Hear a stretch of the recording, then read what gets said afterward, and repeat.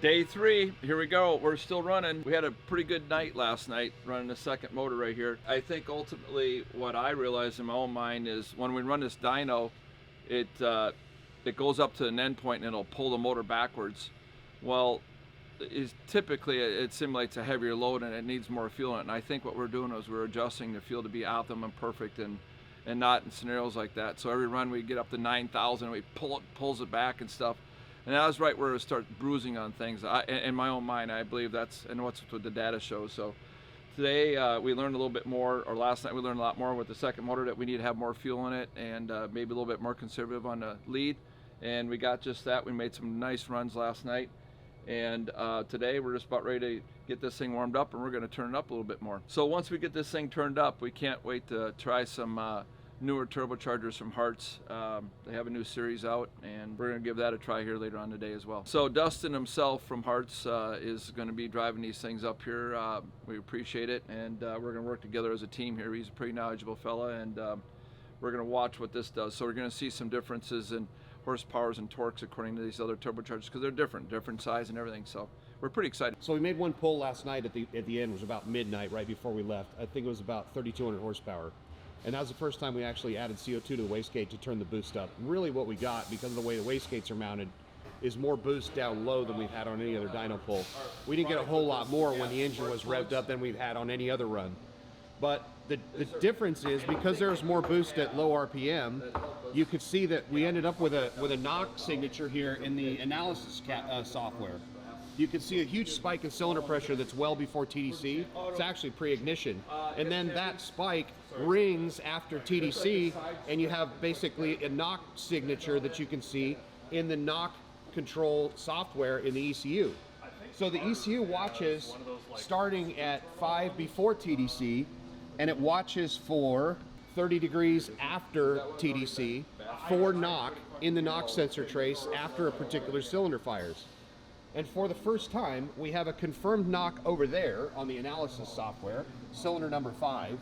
And if we look over here in our knock traces, we have a confirmed knock on cylinder number 5, right, at that same RPM. So for the first time, we're able to confirm that our knock sensing is detecting knock that the engine's actually seeing, which is a great thing, because before this, we really had no way to reference whether what we saw was real or not. And now we have confirmed that the ECU can pick up knock in the knock control. Now we can try and use the knock control to prevent runaway knock.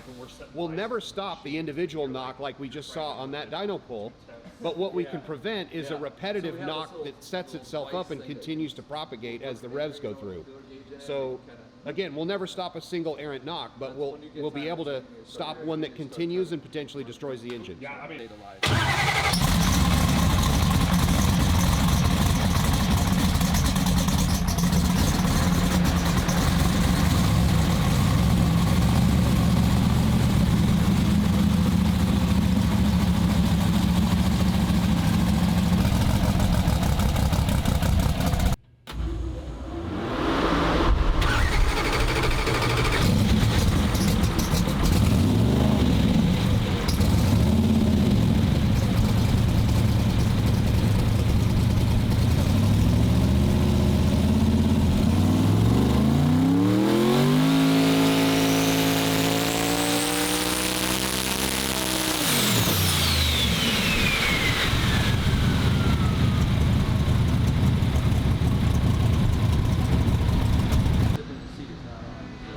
Just backing that one up?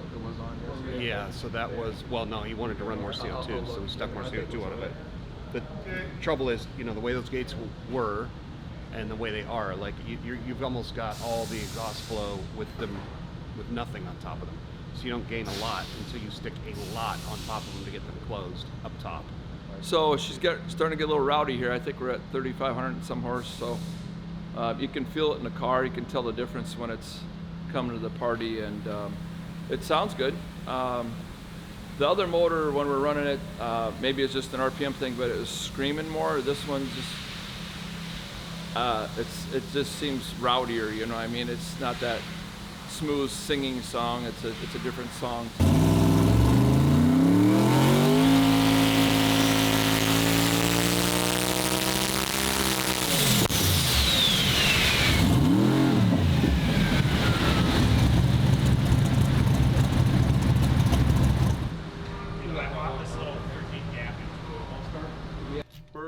tried the Champion spark plugs.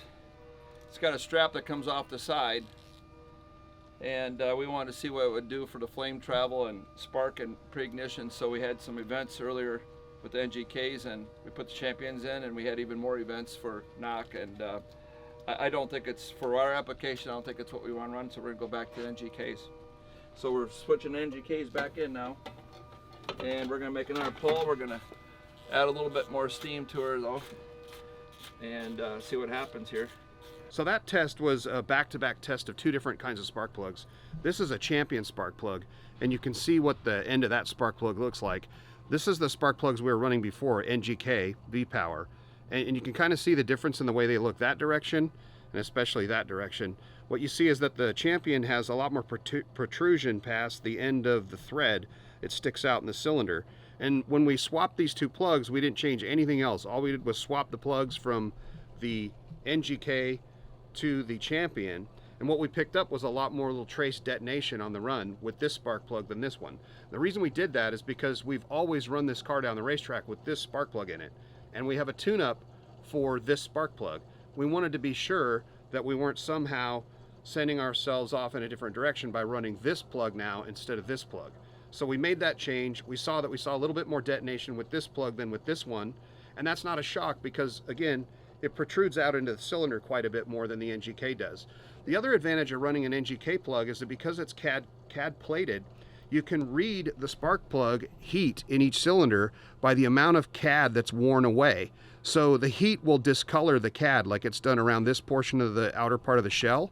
And the other portion over here looks almost like brand new, really shiny CAD plating. And that is an indicator of what each cylinder is doing and how hard it's working or how much contribution it's making to the engine. So this is the old school way of reading what's going on in the cylinder, is to read the spark plugs.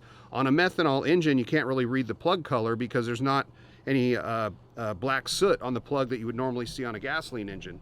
So you have to basically read it by the amount of CAD that's left over on the shell. And so because of the fact that we got less detonation with this plug than this one, and the fact that you can read the plug on this because it's made of stainless, I mean, that looks the same whether it's brand new or it's blown up. You can't tell the difference. But here you get an indicator with the CAD, and so for that reason, we're sticking with the NGK.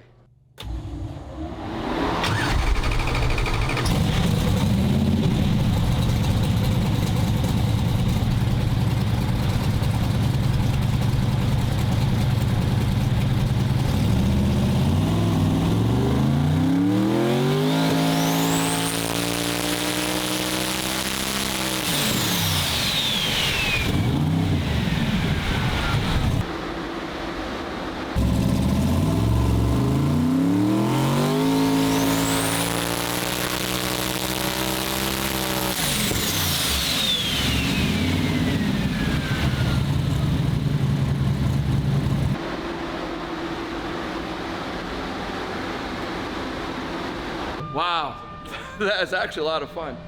Holy crap, I'm telling you what, at a lower power level, it feels like you're waiting for the event to end. That one was just a good fun ride, I get it. Okay, we're gonna switch out the turbos. We had a really successful run there with our 110 Harts, and Dustin from Harts came on over with some fresh stuff. More of a spec turbo for us to run in the Midwest Pro Mod Racing Series. So we're going to put our spec turbochargers on there. And we really made some serious steam here this last run. It's impressive.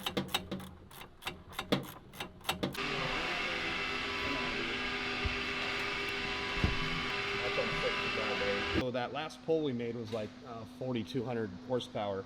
We're exceeding the clamping capacity of the clutch inside the converter because the clutch inside the converter is designed to accelerate a car down the racetrack, not hold the massive amount of torque that we can generate with the car against a fixed load like the dyno. So we're making that clutch slip. Anyway, this clutch slips a little bit on that run, and because of that you get a little bit of a hump in the RPM trace. There's a little rise through here, and where the clutch starts to lock up again is right where I have the reticule line, the cursor. If I move that out of the way, you can see a spike here. This green spike is a knock indication for cylinder number 5, and you can see it in all the frequencies that we're measuring. The ECU then pulls 5 degrees of timing out of it, and then slowly over a number of cycles puts the timing back in.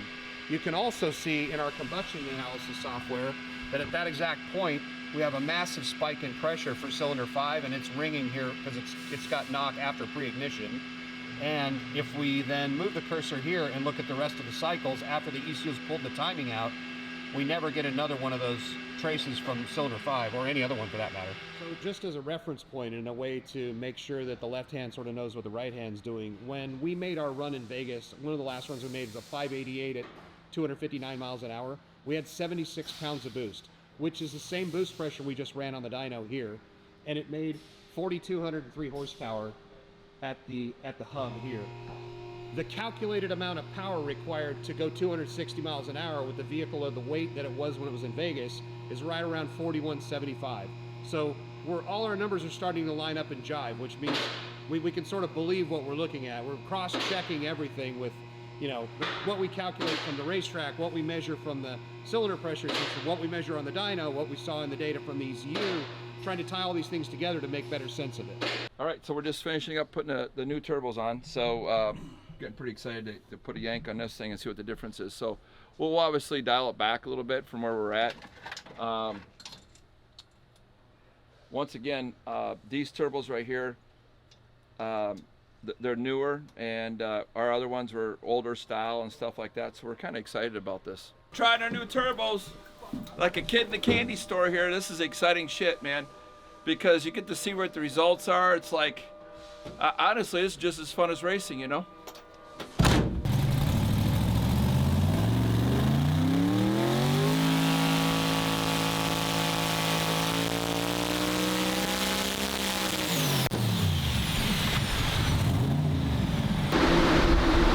Put the smaller turbos on it, and we wanted to make one pull to make sure that they didn't overspeed or something like that, so we ran it on the wastegate, and we ended up with a lot less boost, so they act totally different than the big turbo, which isn't a real shock. But now we're going to stick some CO2 on them and spin them up and see what they do.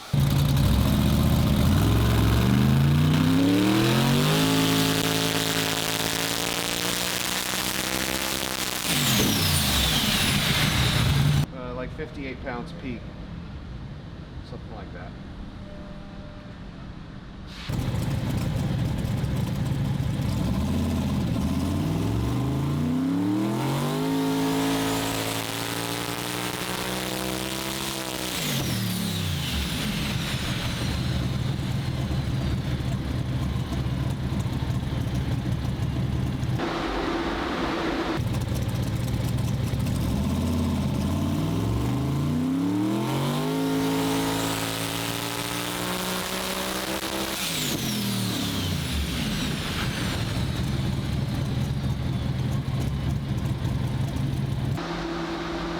Hey guys, so some of the sideshow here where we've been running, we had built our own bracket for the crank sensors. We run 2 sensors, one for Plex and one for the crank for the ECU. And this is a handmade bracket that we built back home, and we wanted to finally get to a place that could produce something a little bit more exact, so we could take it out of an equation if there was a vibration issue. So people here at DSX here down in St. Louis, Missouri here, we had them build a bracket right here, and the first thing they did was they printed it 3D to model it and make sure it was going to work out. And now they're producing it and actually in billet aluminum, so we're going to go back and check it out. Here's all the magic. So all that background noise that you heard for the last 2 days over dynoing comes from this guy over here.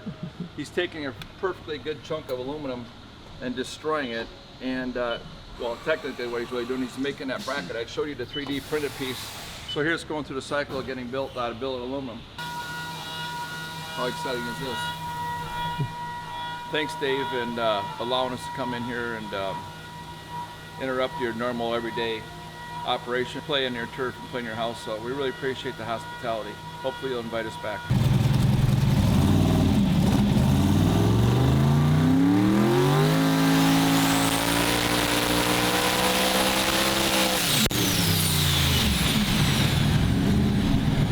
Hey guys, well, so it's come to an end here. We had 3 days here at the dyno down in St. Louis, and it was really successful. We learned a lot of stuff, and that's what we're here for.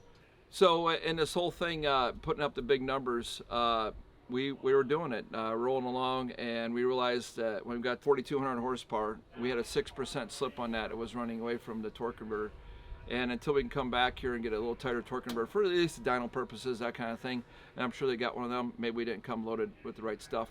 We'll get that cured up, and then we can really get after it. But 4,200 is a big number, and of course we all expected that to take a 3,000 pound car and hustle at 260 miles an hour. You know it's making some steam. I want to say once again thanks for DSX letting us come in here and play in their house. Second of all, for Ben Strader to come all the way over here out of his busy schedule from EFI University and give us a hand in here with the Plex tuning. It's just amazing stuff, and thank you, Ben. I really appreciate that. I know it's hard to get away. Shane Tecklenburg coming in out of this busy schedule as well. We really put some really serious stuff here, and we know what the car can do now. So honestly, I think we're starting to talk about the next time we're going to see is going to be at the track. So don't know what track, but it'll be soon. I want to give a shout out to Harts Turbo for coming on over here, try some turbochargers out. ARP's been helping us all along. Just a lot of good people that have helped us along the way here. And thanks for all the team here, for all the hard work we busted butt here, changing the motors out. And Rick back home, thank you for giving us a good car. Junior's been doing a great job. Cam did a great job here. So thanks everybody. We'll see you soon.